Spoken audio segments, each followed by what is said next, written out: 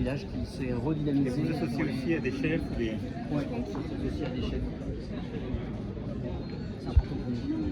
Et dans le partenariat qui s'est fait il y a quelques années, c'était basé sur quoi? À un moment, c'est deux actionnaires qui discutent et qui décident d'aller ensemble, tout simplement. De réduire. Et vous avez mis votre réseau de Alors distribution en en fait, particulier. on a apporté le réseau de distribution du groupe, tout en respectant la spécificité de l'entreprise. Donc, c'est vrai que le groupe a cette particularité d'avoir un certain nombre de rendements. La façade du magasin 100 ans de la OP et on va fêter nos 120 ans l'année prochaine. Et l'originalité de Papillon, c'est d'avoir gardé ce savoir-faire ancestral de la culture et des cigognes ressorties, comme le veut la légende du Roquefort, dans des pains de seigle. Et donc on fabrique une fois par an les pains de seigle. Notre boulanger participe à cette fabrication et puis on ensemble ces pains de seigle avec notre propre souche, notre pénicillium, et on oublie ces pains dans nos caves et on les récupère 7 semaines plus tard. Et avec la récolte, on ensemence en fait le cahier et une fabrique notre Roquefort. Le président. Ah non. Hein?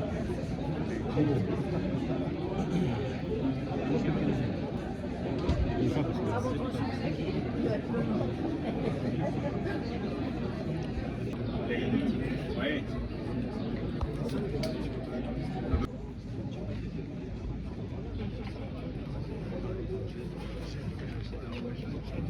Ah ouais, ça, écoutez, c'est d'abord.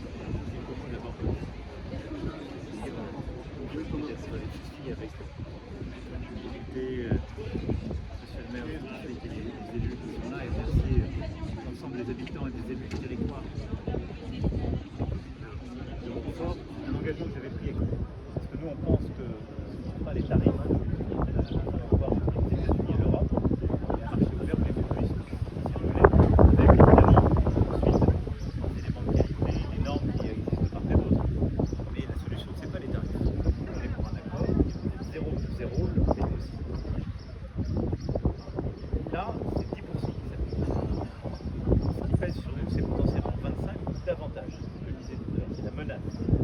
S'il n'y avait pas d'accord. Le souhait qui est le nôtre, il y a, je crois, vraiment un très fort consensus, on avait vu au dernier Conseil européen, c'est que la négociation qui est menée en notre nom par la Commission européenne puisse être conclue. Et donc qu'elle soit conclue et qu'elle permette d'obtenir ce qui est le minimum aujourd'hui pour les Américains, 10%, 10%.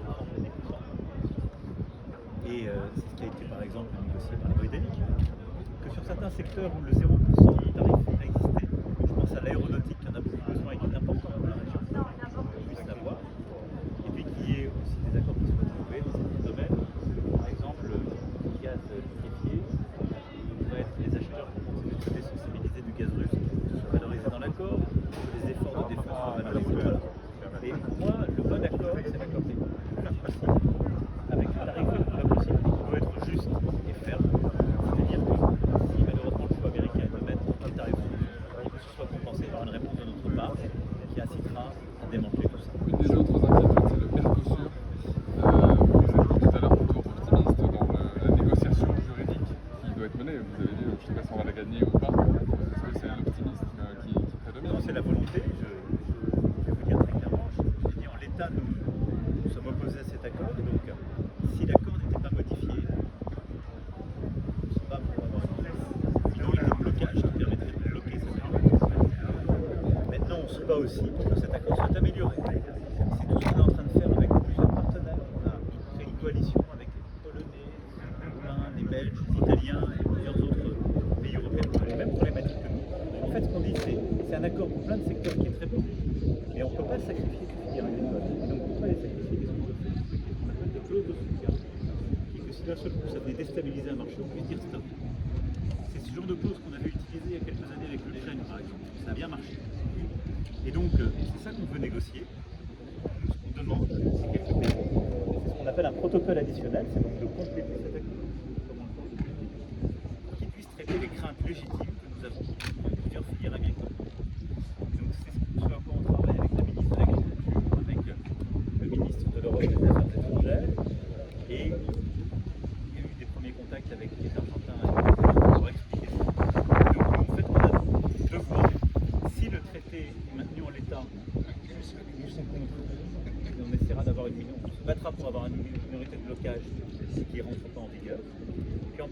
ça, on se bat pour l'améliorer, qui prenne en compte les secteurs qu'on veut protéger parce qu'on pense qu'ils seraient déstabilisés par le problème. Dans les rencontres des éleveurs, vous avez une parole forte en disant pastoralisme. La présence publique n'est pas complète. Vous entendez parler aussi de nécessité de prélever. C'est vraiment la position que vous allez défendre. Oui, c'est d'ailleurs la position que j'ai défendue déjà en battant avec quelques autres. On n'était pas beaucoup de combattants au début au niveau européen pour changer de niveau de protection. Vous savez que ça vient de loin, de la Convention de Berne, de ce que l'Europe a ensuite appliqué. Le était une espèce qui était très protégée. Regardez le résultat ces dernières années. Là où il a été introduit dans des massifs, on pouvait considérer que dans des massifs qui étaient eux-mêmes très protégés, classés pour les tas d'activités humaines, que le loup se réintroduise et recrée une espèce. Le pastoralisme, c'est bon pour la biodiversité. Si on laisse le loup s'installer au titre de la biodiversité dans ces vallées, il viendra fragiliser le modèle qu'on a aujourd'hui. Oui pour réintroduire le loup, mais oui pour le faire là où il n'y a pas justement de pratique de pastoralisme et là où on n'a pas d'éleveurs. La deuxième chose, moi je viens d'un temps où c'était le nucléaire qu'il fallait complètement arrêter, on disait que c'était aussi du bon sens. J'ai mis fin à ça, j'ai conduit un travail scientifique qui a été mené par l'Agence internationale de l'énergie, RTE, qui a donné un rapport sur notre modèle. Et ce rapport dit une chose très simple. On doit aller vers l'électrification, on doit économiser de l'énergie. Et le seul modèle qui va, c'est celui qui fait du nucléaire et qui consolide et du renouvelable. C'est la stratégie que j'ai annoncée à Belfort en février 2022. C'est la seule règle qui doit prévoir.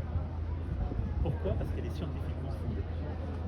Le renouvelable doit faire partie du mix électrique français. Et de la même manière que j'ai défendu le nucléaire en arrêtant les fermetures de centrales et en permettant de relancer la production, il est bon d'avoir une part aussi de renouvelable. Et c'est du bon sens. Et je vais vous dire, c'est tellement du bon sens que vous êtes dans un département où l'énergie ici est produite par des barrages hydrauliques. C'est du renouvelable. Il y a un consensus complet, c'est une propriété de la nation. On doit investir et on va dépenser de l'argent. Parce qu'on a sauvé ce modèle en renationalisant EDF, on a permis qu'il reste la propriété de la France. C'est une très bonne chose.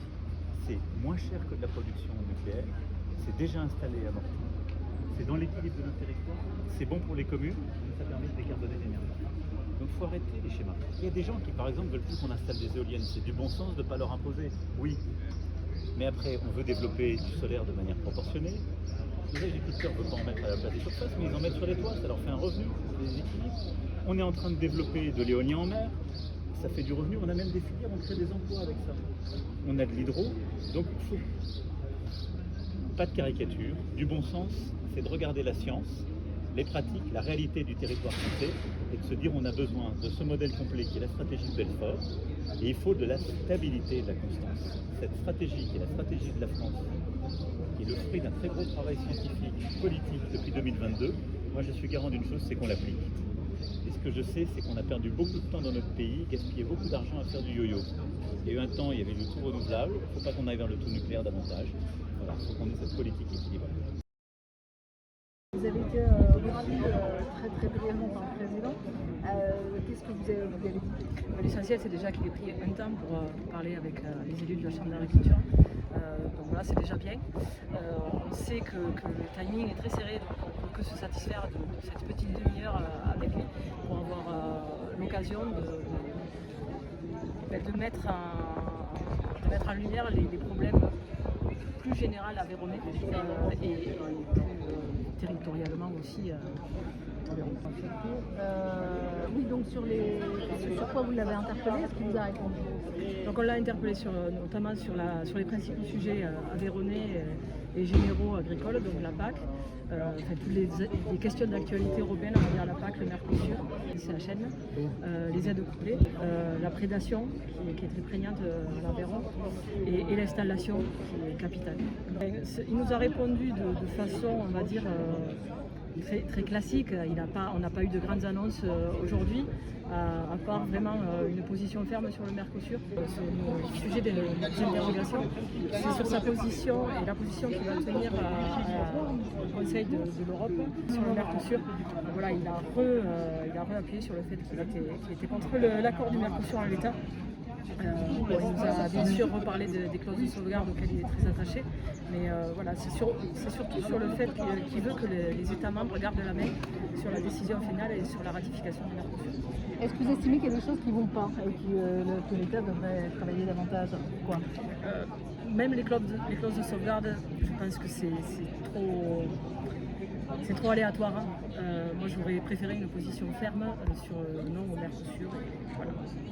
La ganterie qui est en patrimoine culturel immatériel pour ses savoir-faire. On a exposé tout le travail de laine, donc Jean-Philippe a présenté son travail, Thomas a présenté les tapis de laine, Jean-Pierre Romilly a présenté le sac du berger avec la laine, avec bien sûr le cuir. Et puis on a bifurqué après sur les gants de La Belle et la Bête. Je lui ai montré le gant Larzac, je lui ai offert d'ailleurs une paire de gants Larzac pour lui et une pour son épouse. Un dessin de la nagineste qui représentait Brigitte Macron avec des gants de Millau qu'elle porte sur une des photos qu'on a retrouvées. Et puis enfin, on est allé sur la peau, bien sûr. Alors Christelle Archambault a présenté Cos Gantier avec cette manufacture qui a énormément d'employés, qui se développe et qui forme aussi des maroquiniers, alors que c'est à la base du gant. Et puis Geoffrey Talp a parlé de la transformation du cuir, notamment de cette peau lacone en cuir d'agneau pour faire des gants, pour faire des sacs, pour faire des vêtements, et aussi grosse entreprise qui se développe. Et puis Nadia a appuyé sur l'ensemble des mesures de sauvegarde, le travail que nous faisons depuis des années, donc depuis 2019 avec cette candidature à l'UNESCO. Et avec formation, création d'une école, les petits ateliers du gantier, sensibilisation à l'ensemble des métiers, la transformation des matières, la ganterie mais aussi la maroquinerie, donc que l'on organise chaque année au moment des Journées européennes du patrimoine. On l'a invité à patronner nos premières assises de la jeunesse et du développement durable, donc avec les enfants d'éleveurs, les enfants de mégissiers, de tanneurs, de gantiers, de maroquiniers, de toute la filière cuir. Donc il nous a dit oui pour son patronage pour 2026, et là c'était la création de notre premier cahier de coloriage lié au patrimoine vivant, lié à l'ensemble des savoir-faire français pour sensibiliser les enfants et l'ensemble des écoles sous contrat avec l'éducation nationale au patrimoine vivant par le biais du premier cahier de coloriage et alors que son... préparé. Voilà. Il a d'ailleurs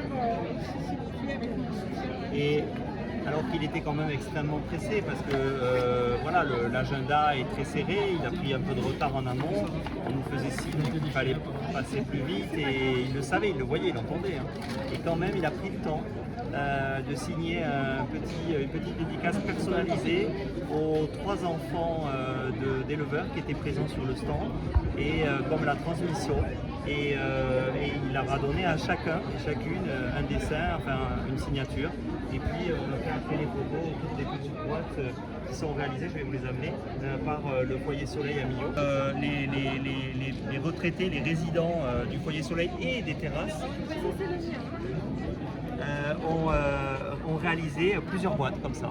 Voilà. Donc ça c'est dans le cadre des petits tabliers des gantiers et des festivités de la Sainte-Anne. Pour rappeler que nous avons les festivités de la Sainte-Anne qui seront le 20 juillet et nous aurons le 18 et le 19 juillet les tournages des épisodes 2 et 3 des 100 visages qui disent oui. Donc on a toute une équipe qui vient et donc ce sont des témoignages de tous les acteurs à la retraite ou en activité liés à l'élevage, à la transformation du cuir, de la laine et du gant. C'est magnifique.